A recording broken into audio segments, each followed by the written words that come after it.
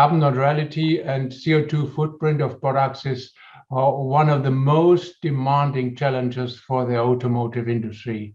London-based think tank Circulor is focusing on these important issues. We are together with Luise Müller-Hofstede. She is Business Development Director at Circulor. Ms. Müller-Hofstede, who is Circulor and what is your mission?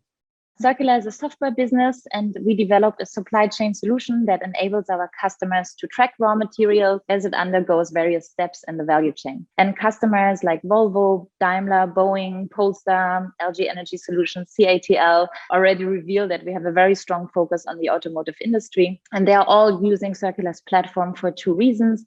And the first one is to prove responsible sourcing and responsible sourced materials such as cobalt and nickel and lithium, and to reach their climate neutrality objectives. Our mission is to make the world's most complex supply chains transparent. If you look in the car industry, electrification and the electric vehicles is the most important transformation we saw and see in the last 100 years. Why are sustainable supply chains so crucial for the acceleration of electrification in the automotive industry? Electric vehicles drive emissionless on the streets, but battery manufacture emits higher CO2 in the supply chains. And to avoid exchanging one problem with the other, the industry needs to decarbonize their supply chains, which means also taking control of their supply chains. And in the first step to gain visibility into supply chains, participants and their CO2 emissions. So only what we can measure, we can control, and only what we can see, we can measure. So the first step is gaining visibility, and we help our customers by doing so. So measuring, controlling, that means we are looking on technology. How does technology enable circular economy?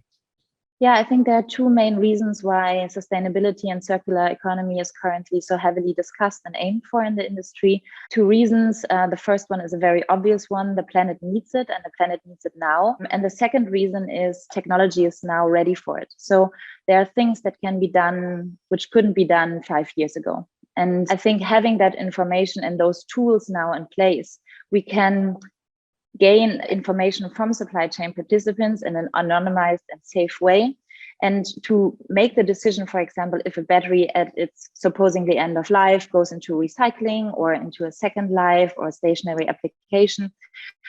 Those acting supply chain participants need to have more information on the battery. So state of health, but also the contents of the battery. So in terms of how much nickel is in the battery, how much cobalt is in the battery, also to incentivize recyclers to take those batteries on, and we can help gaining this information.